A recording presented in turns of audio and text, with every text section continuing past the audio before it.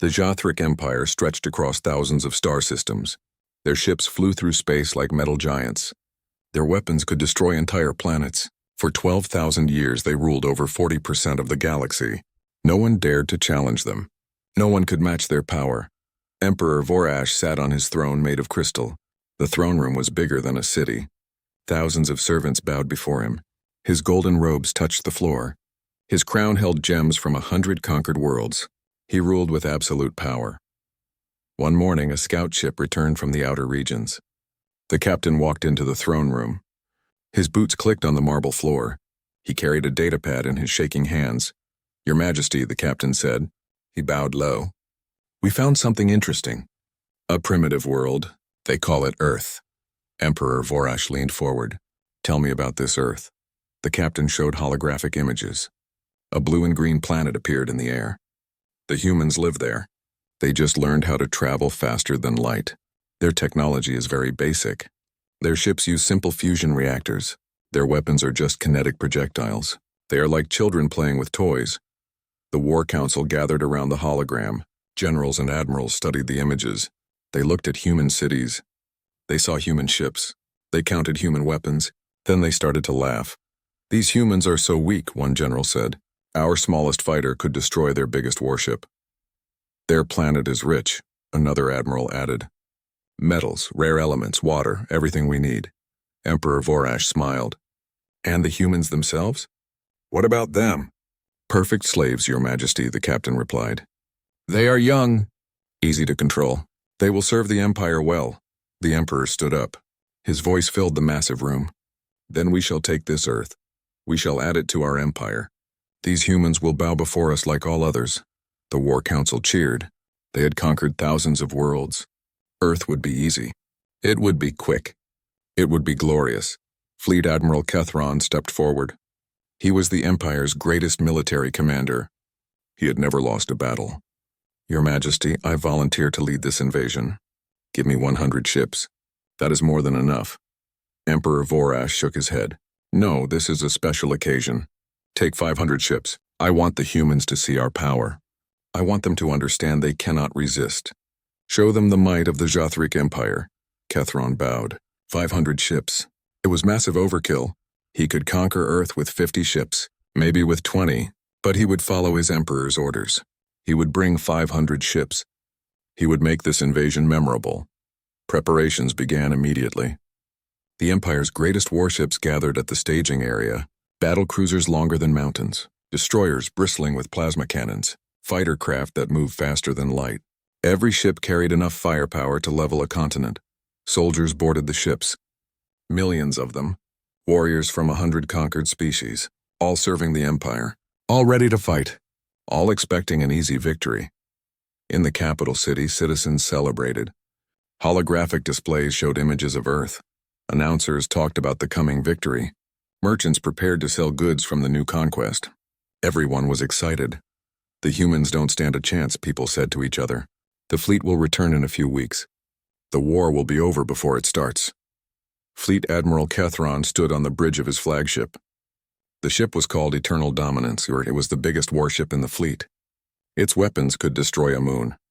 Its shields could withstand a star-going supernova. He looked at the star map. Earth was far away, in an isolated arm of the galaxy. The humans had been lucky. They had developed alone. No one had bothered them. No one had conquered them. Until now. "Set course for Earth," Kethron commanded. "Maximum speed. I want to arrive with overwhelming force." The fleet jumped into hyperspace, 500 ships moving as one. They left a trail of energy that lit up the space around them. It was beautiful. It was terrifying. It was the power of the Empire on full display. On the bridge, officers made predictions. How long would the humans resist? 1 day, 1 hour? Some thought the humans would surrender immediately. Why fight when defeat was certain? Kethron smiled to himself. He had fought in 100 wars. He had seen 1,000 battles. This would be the easiest campaign of his career. The humans were primitive. Their technology was outdated. Their military was weak. What the Admiral did not know was that everything they believed about Earth was wrong. The primitive ships were fake. The weak weapons were a disguise. The young civilization was a lie. Earth was not what it seemed. And the Jothric Empire was about to learn a terrible lesson. The fleet traveled through hyperspace. Days passed. The journey continued. Every hour brought them closer to Earth. Every moment brought them closer to their doom. But they did not know. They could not know. They believed they were invincible. They believed they were the strongest force in the galaxy. They were about to discover how wrong they were. 150 years before the Jothric fleet departed, something amazing happened on Mars. A team of human explorers found something buried deep under the red sand. At first, they thought it was just an unusual rock formation, but then their sensors went crazy. Dr. Sarah Chen was the lead archaeologist. She brushed away the dust with her gloved hands. Beneath the sand was metal, but it was not like any metal humans had ever seen. It was smooth. It was perfect. It did not rust or corrode. "This is artificial," she whispered into her radio. This was made by someone. Something intelligent. They dug for weeks. What they found changed everything. It was a facility. An enormous underground complex. The structure went down for miles. The technology inside was beyond anything humans could imagine. The discovery was kept secret. Governments worked together quietly. Scientists from every nation studied the facility. They found computers that still worked after millions of years. They found weapons that could tear through reality itself. They found star maps showing thousands of worlds. And they found records. Ancient records. The truth about humanity. The records told an incredible story. Long ago, an ancient race existed. They called themselves the Architects. They were the first intelligent species in the galaxy. They were the ones who created faster-than-light travel. They were the ones who mapped the stars. The Architects had a mission. They wanted to seed life across the galaxy. They visited thousands of planets. They left their genetic code behind. They created new species that would grow and evolve. Humanity was one of those species, but Earth was special. Earth was not just another colony world. Earth was a reset point. The Architects had deliberately kept Earth isolated. They wanted one world where their descendants could develop naturally, without interference, without technology, starting fresh. The facility on Mars was a vault, a storage place. Inside were all the secrets of the Architects, their technology, their knowledge, their power. Everything was preserved. Everything was waiting. The records explained that when humanity reached a certain level of development, the vault would activate. When humans could reach Mars on their own, they were ready to learn the truth, ready to inherit their legacy. Dr. Chen read the final message from the Architects. It was written in a language that somehow every human could understand. The words appeared directly in her mind. "To our children," the message said, "you are not alone in the galaxy. You never were. You carry within you the legacy of the first.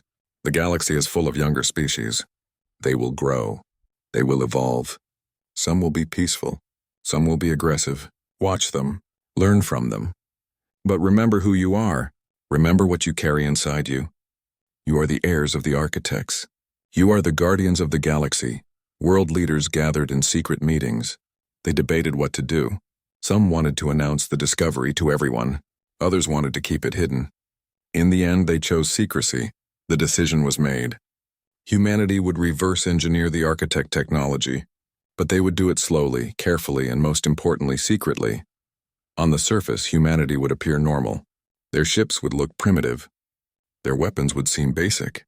They would act like a young species just learning about the galaxy. But underneath, they would be something else entirely. Secret bases were built across the solar system, deep underground on Earth, hidden in the asteroid belt, buried under the ice of Europa. Each base studied different aspects of Architect technology. The most important discovery was the defense network. The Architects had not left Earth unprotected. Hidden throughout the solar system were weapons. Thousands of them. They looked like asteroids. They looked like comets. But they were dormant military installations. Each installation was incredibly powerful. Their weapons used zero-point energy. They could erase matter from existence. They could disrupt causality itself. One installation could destroy an entire fleet, and there were thousands of them. Humanity learned how to activate the network. They learned how to control it. But they kept it sleeping, waiting, watching. The Sol Defense Command was created.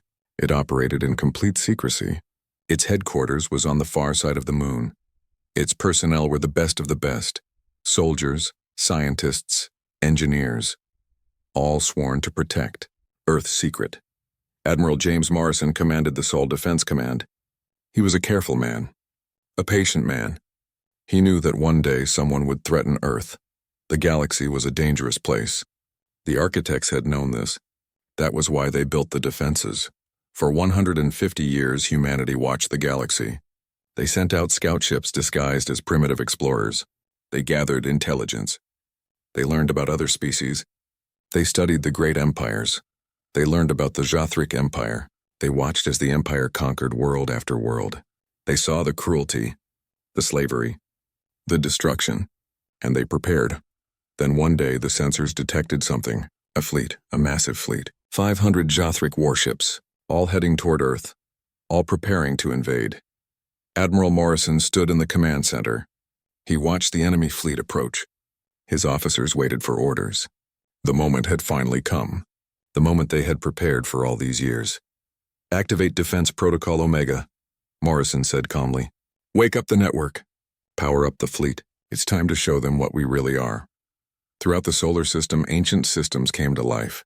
Asteroids that had floated dormant for millennia began to glow. Hidden bases opened their doors. Warships that looked like primitive human vessels dropped their disguises. Earth had been sleeping. Now Earth was waking up, and the Jothric Empire was about to learn what it meant to threaten the heirs of the architects. The Jothric fleet dropped out of hyperspace at the edge of the solar system. 500 warships appeared in the darkness of space. Their engines glowed with power. Their shields shimmered with energy. Fleet Admiral Kethron stood on his bridge, confident and proud. "Scan the system," he ordered. "Find their military installations. Identify their fleet positions." The sensors swept across the solar system. They found Earth. They found the Moon. They found Mars and Jupiter and Saturn. Everything looked exactly as the scouts had reported. A primitive system. A young civilization. "Admiral, we detect only a few dozen human ships," an officer reported. "They are scattered throughout the system. Their technology appears basic. Fusion reactors, kinetic weapons. Nothing that can threaten us," Kethron smiled. This was going to be even easier than he thought. He activated the communication system. "Time to give these humans a chance to surrender. Attention, humans of Earth," his voice boomed across all frequencies. "This is Fleet Admiral Kethron of the Jothric Empire. Your system now belongs to us. You will surrender immediately. You will submit to Imperial rule. Resistance is futile. You cannot win. Surrender now and we will be merciful." The message echoed through space. Kethron waited for a response. He expected fear. He expected pleading. He expected desperate negotiations. What he got was silence. For several minutes, nothing happened. Then a single message came back. It was short, simple, cold. "Leave. This is your only warning." The bridge crew laughed. A warning? From these primitives? It was absurd. It was insulting. It was hilarious. They dare to threaten us?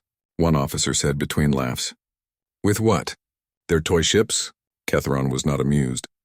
He did not like being mocked. These humans needed to learn respect. They needed to learn fear. "All ships advance," he commanded. "Full speed toward Earth, battle formations.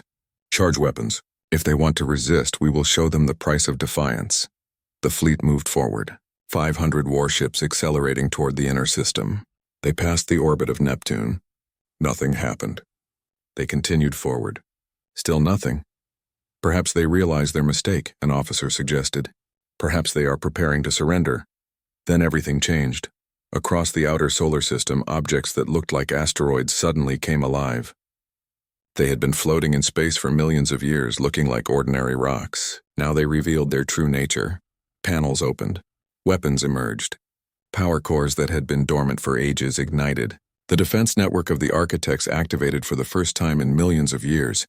"Admiral, energy signatures appearing throughout the system." An officer shouted. His voice was panicked now. "Massive power readings. These are not asteroids. They are weapons platforms." Kethron stared at the tactical display. Hundreds of red dots appeared. Thousands. They surrounded his fleet. They were everywhere. "How did we miss this?" he whispered. "How did our scouts not detect this?" He had no time for answers. The weapons platforms opened fire. Beams of pure energy cut through space. But these were not normal energy weapons. They were zero-point energy beams. They pulled energy directly from the fabric of reality itself. Nothing could stop them. Nothing could absorb them. The Jothric shields were the best in the galaxy. They could withstand the blast of a supernova. They had protected the Empire's ships for thousands of years. They collapsed like paper. The first wave of fire destroyed 50 ships instantly. They simply ceased to exist. No explosions, no debris. One moment they were there. The next moment they were gone. Erased from reality. Then the missiles came. These were not normal missiles. They disrupted causality. They hit ships before they were launched. They existed in multiple timelines at once. There was no dodging them. No defense against them. Another 100 ships died. Their crews did not even have time to scream. Matter erasure fields swept through the fleet. They touched a ship and that ship simply stopped being. Not destroyed. Not blown apart. Simply unmade. Returned to the void from which all matter came. 50 more ships gone. All of this happened in 4.7 seconds. Kethron grabbed his command chair to steady himself. The bridge shook as nearby explosions rocked space. Alarms screamed. Officers shouted. The tactical display was a nightmare of red warnings. 200 ships destroyed. Someone yelled. Shields ineffective. Weapons cannot lock on. They are too fast. Return fire, Kethron ordered. All ships. Fire everything. The remaining 300 ships opened fire. Plasma cannons. Particle beams. Gravity weapons. Everything they had. The combined firepower of 300 warships lit up space like a second sun. The human defense platforms did not even slow down. The Jothric weapons splashed harmlessly against shields that should not exist. Technology that should not be possible. And the platforms kept firing, kept killing. One ship after another vanished from existence. We have to retreat. His second-in-command shouted. Admiral, we cannot win this. We have to run. For the first time in his long military career, Fleet Admiral Kethron felt true fear. He looked at the tactical display. 250 ships remaining. No, 240. 230. The numbers kept dropping. All ships, he commanded. Emergency retreat. Jump to hyperspace now. The fleet tried to jump. Engines powered up. Hyperspace windows began to open. But nothing happened. The windows collapsed. The jumps failed. We cannot jump, the navigation officer reported. His voice broke with terror. Something is preventing it. They have trapped us here. Kethron realized the horrible truth. This was not a battle.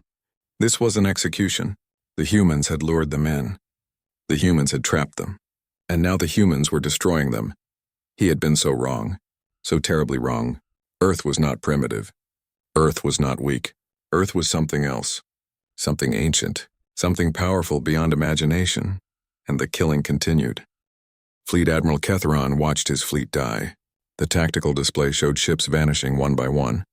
Each red dot represented hundreds of lives. Soldiers he had trained. Officers he had promoted. Friends he had fought beside. All gone. Keep trying the hyperspace engines, he ordered desperately. There must be a way out. Negative, Admiral, the chief engineer reported. They have created a gravity well around the entire solar system. It is like being inside a black hole. Hyperspace is impossible. We are trapped. Then new contacts appeared on the sensors. Ships, human ships. But these were not the primitive vessels the scouts had seen. These were something else entirely. They appeared from nowhere. One moment space was empty. The next moment ships materialized. Not through hyperspace. Through something else. Something the Jothric had no name for. The human warships were beautiful and terrible. Their hulls were made of materials that seemed to shift and flow. Their shapes were impossible, existing in dimensions the Jothric could not fully perceive. They moved through space like thoughts, instantaneous and precise. How many? Kethron asked quietly. Unknown, sir, the sensor officer replied. His voice shook. Our sensors cannot get accurate readings. The ships exist in multiple quantum states simultaneously. They are everywhere and nowhere. The human fleet did not rush to attack. They moved with perfect coordination. Like a dance. Like art. They surrounded the remaining Jothric ships completely.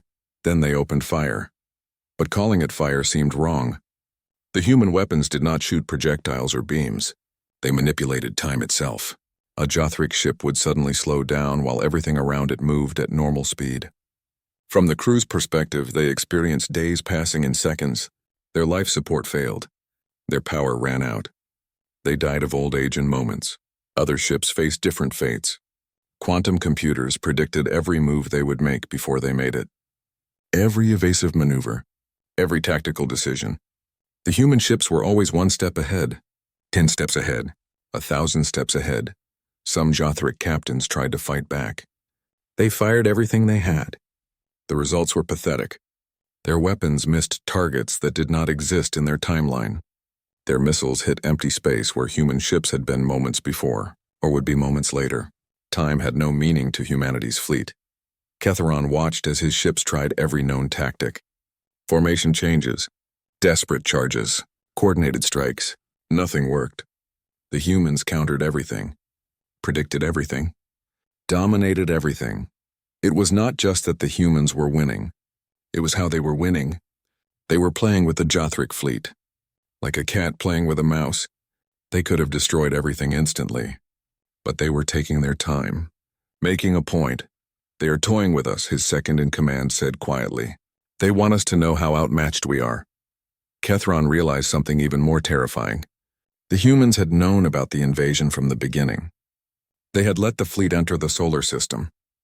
They had waited until the Jothric were completely committed, completely trapped.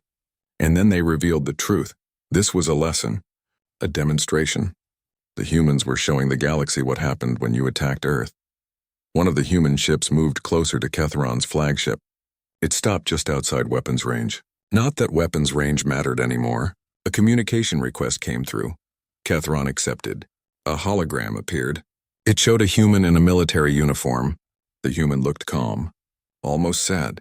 "I am Admiral Morrison of the Sol Defense Command," the human said. "You were warned.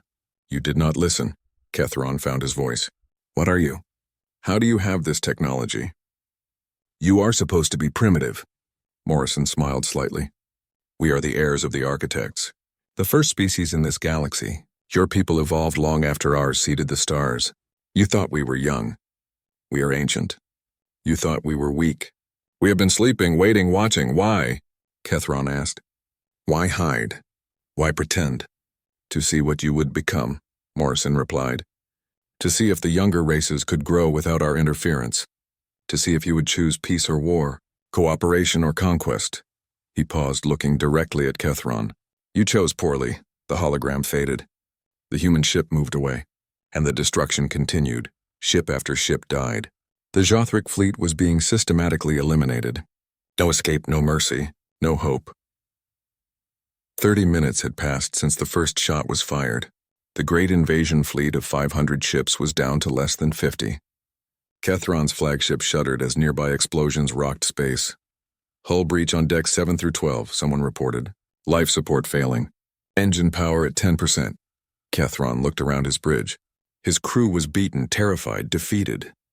They had entered this system as conquerors. Now they were victims, prey. He thought about his emperor, about the arrogant war council, about the celebrations in the capital. They had all been so confident, so sure of victory. They had no idea what Earth really was. The tactical display showed only 30 ships remaining now. 25, 20.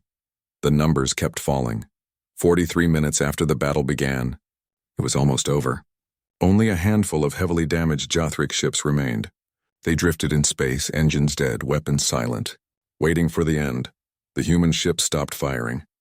They held their positions, surrounding the survivors. For a moment, there was silence. Then Admiral Morrison's voice came through on an open channel. All surviving ships could hear. "We are allowing one ship to leave," Morrison announced. "One ship to return to your empire, to tell them what happened here, to warn them never to return." Ketheron looked at his tactical display. His flagship was too damaged. It would not make it out of the system, but there was one ship, Commander Seveth's cruiser, badly damaged but still functional.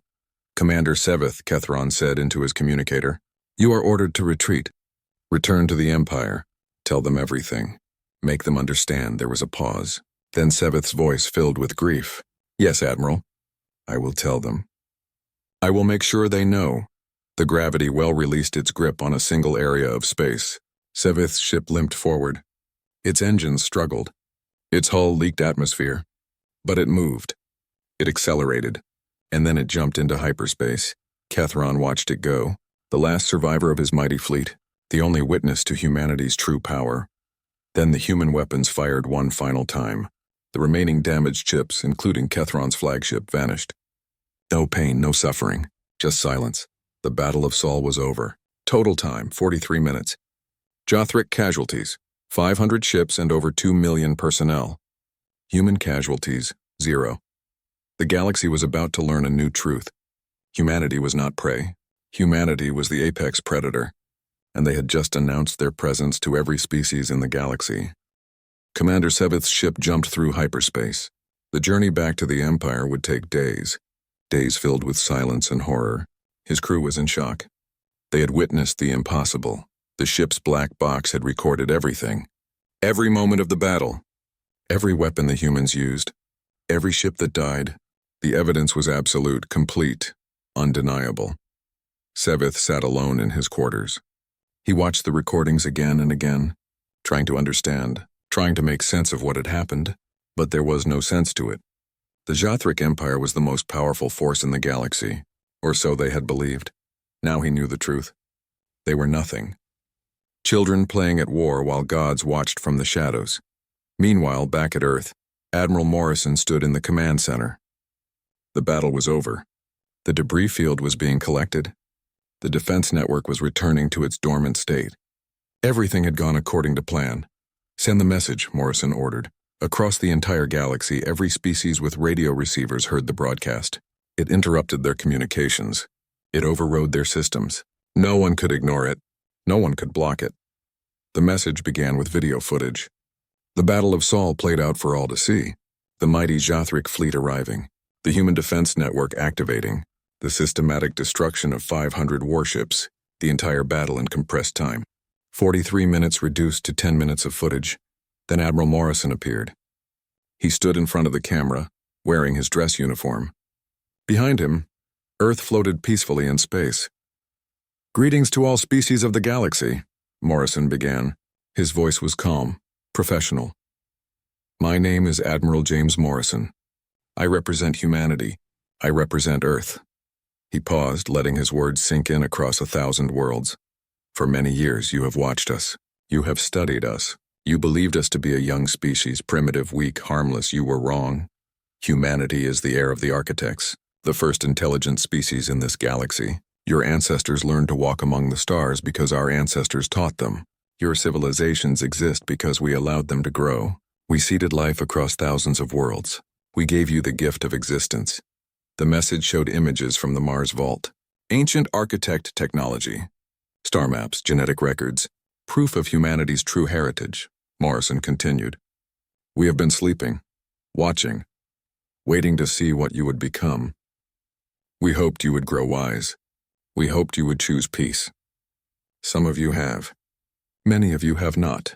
The Jothric Empire chose to invade our home. They chose aggression. They chose war. You have seen the result. 500 warships destroyed. 2 million lives ended. In 43 minutes. The hologram zoomed in on Morrison's face. His expression was serious. Final. Let this be a lesson to all species. Earth is not to be threatened. The Sol system is not to be invaded. Humanity is not to be attacked. Any aggression toward our world will be met with immediate and absolute destruction. We gave you one warning. We will not give another." He took a breath. When he spoke again, his tone softened slightly.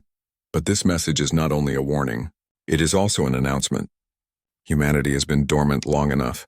We have watched the galaxy from the shadows for too long. It is time for us to take our place among you, not as conquerors, not as destroyers, but as guardians.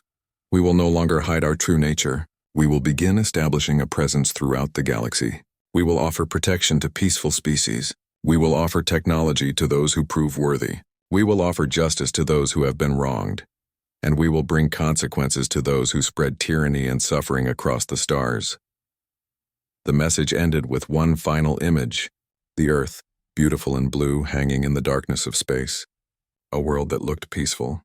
A world that looked vulnerable. A world that was anything but. Across the galaxy, reactions varied wildly. On peaceful worlds, people celebrated. Finally, someone would protect them from the aggressive empires. Finally, they had hope. On warlike worlds, military leaders watched in horror. Their plans for conquest suddenly seemed foolish. Their weapons suddenly seemed inadequate. Their empires suddenly seemed fragile. In ancient archives, scholars searched old records, and they found what they were looking for. Warnings, legends, stories passed down for generations. Never wake the sleeping ones near Sol. The first children rest in the third system.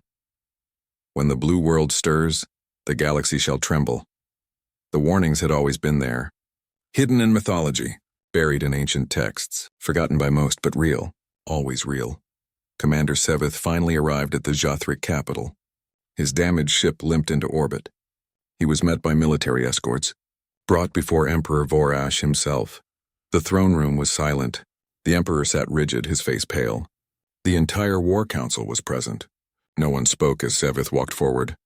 "Show us," Emperor Vorash said quietly. Sevith activated the holographic display. The battle played out. The council watched in absolute silence. Some gasped. Some turned away. Some wept. When it finished, Emperor Vorash slumped in his throne. He looked old suddenly, tired. "How?" one general whispered. "How did we not know?" "They wanted us not to know," Sevith replied. "They have been hiding their true power for over a century, watching us, testing us, and we failed the test." The Emperor's chief scientist stepped forward. She was very old, very wise. She had studied ancient texts all her life, "Your Majesty," she said. "I have found references in our oldest archives. The architects, the first ones, the sleepers of Sol, they are not myth. They are real. And we just attacked their homeworld." Emperor Vorash stood up slowly. He walked to the window. Outside, the capital city glittered with lights. Millions of citizens who did not yet know how close the Empire had come to total destruction. "Send a message to Earth," he ordered. "Immediately. Offer our surrender. Offer our complete submission. Offer anything they want. Everything they want. Just make them understand we will never threaten them again." He turned back to face the council. His voice was firm despite his fear. "Spread the word throughout the Empire.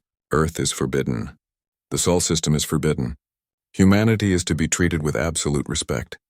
Any ship that even approaches their space without permission will be executed by our own military. Is that understood?" The council nodded. They understood. The Jothric Empire had ruled for 12,000 years. They had conquered hundreds of worlds. They were the greatest military power anyone knew. And in 43 minutes, humanity had made them bow. 3 months after the Battle of Sol, humanity's message had reached every corner of the galaxy. The response was immediate and overwhelming.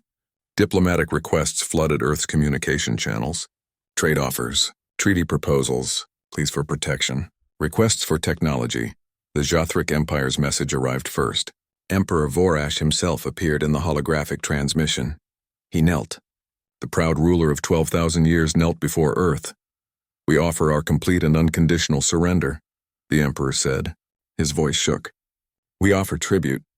We offer vassalization. We offer anything you require. We beg only for peace." Admiral Morrison received the transmission personally. He sat in his office deep inside the lunar base. He watched the Emperor grovel. Part of him felt satisfaction. Part of him felt pity. The Jothric had learned their lesson the hard way. But humanity had not revealed their power to become conquerors. They had revealed it to become guardians. "Prepare a response," Morrison told his aide.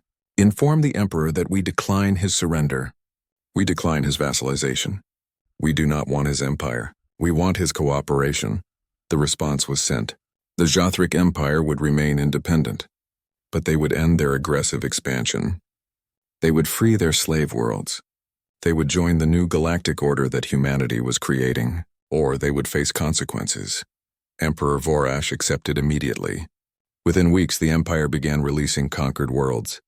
Slave species were freed. Military forces were reduced. The change was dramatic, complete. Across the galaxy, other aggressive powers watched carefully. They saw what happened to the Jothric. They saw how quickly the mighty had fallen. They made their own calculations, their own decisions. Some chose wisely. They contacted Earth. They proposed peaceful cooperation. They offered to reform their ways.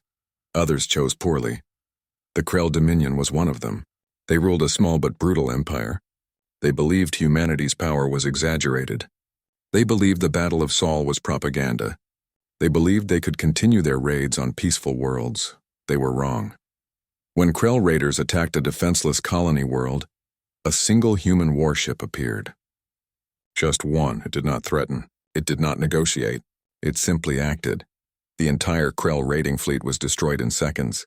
The human ship then traveled to the Krell homeworld. It appeared in orbit. It broadcast a simple message. This is your only warning. Stop all aggressive actions immediately. Free your slaves. Reform your government. Or face annihilation. The Krell leadership watched as the human ship demonstrated its power. It erased a moon from existence. Just to make the point clear, the moon was there. Then it was not. No explosion, no debris, simply gone. The Krell surrendered within hours. Word spread quickly. Humanity was not bluffing. Humanity had the power they claimed, and humanity was willing to use it. But humanity also showed mercy to those who deserved it. The Vellani people had suffered under Jothric occupation for centuries. They were a peaceful species. Farmers, artists, philosophers. They had never wanted war. But war had come to them anyway. When the Jothric withdrew, the Vellani were free for the first time in generations. They sent a delegation to Earth, not to ask for protection, just to say thank you. Ambassador Talara led the delegation. She was old, her blue skin marked with the scars of occupation. She stood before Admiral Morrison with tears in her eyes. We thought we would die as slaves, she said. We thought our children would never know freedom. You gave us hope. You gave us our world back. We can never repay this gift. Morrison smiled gently. We do not want repayment. We want cooperation. We want peace. We want you to thrive. He paused, thinking carefully about his next words. Humanity watched from the shadows for too long. We saw suffering and did nothing. We saw injustice and remained hidden. That was wrong. We should have acted sooner. We should have protected the innocent long ago. But we are acting now, and we will not stop. Any species that values peace will have our friendship. Any species that values justice will have our support. And any species that values freedom will have our protection. Within a year, the galaxy had transformed. Aggressive empires reformed or faced destruction. Peaceful species flourished under human protection. Trade routes that had been dangerous for centuries became safe. Pirates vanished. Raiders disappeared. Slavers freed their captives or faced human justice. Human ships appeared at key locations throughout the galaxy, not to conquer, not to control, to watch, to protect, to maintain order. On Earth, life continued much as it had before. People went to work. Children went to school. Families gathered for dinner. The average human knew about the battle. They knew about humanity's true heritage, but it did not change their daily lives much. What changed was the future. Young people now looked up at the stars with wonder, with pride. They knew their ancestors had built civilizations across the galaxy. They knew they carried that legacy forward. Applications to the military increased dramatically. Everyone wanted to serve. Everyone wanted to protect the galaxy. The Sol Defense Command expanded. New ships were built. New bases were established. But humanity also focused on diplomacy, on education, on cooperation. They established universities where species from across the galaxy could learn together. They created trade networks that benefited everyone. They built a new order based on respect rather than fear. 5 years after the Battle of Sol, Ambassador Talara returned to Earth. She came for the signing of the Galactic Cooperation Treaty. Representatives from 300 species gathered. Former enemies, former slaves, former conquerors, all equal now. All united. Admiral Morrison gave the closing speech. He stood before the assembled delegates, before the cameras that broadcast to 1,000 worlds. 5 years ago, humanity revealed itself to the galaxy. He began. We showed our power. We showed our technology. We showed what we could do. But power is not what defines us. Technology is not what makes us who we are. What defines humanity is our choice. We chose to protect rather than conquer. We chose to help rather than harm. We chose cooperation over domination. We are the heirs of the architects, but we are also more than that. We are students of those who came after them. We learned from your mistakes. We learned from your achievements. We learned that the galaxy is better when we work together. He gestured to the assembled delegates. Species who had been enemies for centuries sat side by side. This is the future we are building. Not a human empire, not a human dominion, a galactic community, where every species has a voice, where every civilization can thrive, where peace is not just a dream but a reality. The delegates rose. They applauded, not because they had to, but because they believed. They believed in this new future, this new hope. That night, Ambassador Talara stood on Earth's surface. It was her first time on the human homeworld. She looked up at the stars. So many stars, so many worlds. And for the first time in her long life, she was not afraid of what lay among them, because humanity was watching. Humanity was protecting. Humanity had awakened. The galaxy had tried to invade Earth. They had believed humans were weak. They had believed Earth was easy prey. They had been so very wrong. Humanity had been content to sleep, to watch, to wait. But the Jathric Empire had made a terrible mistake. They had woken the sleeping giant. They had provoked the heirs of the architects. And in doing so, they had changed the galaxy forever. The children had awakened, and they were far stronger than their parents had ever been, far wiser than anyone expected, far more merciful than the galaxy deserved. The age of conquest was over.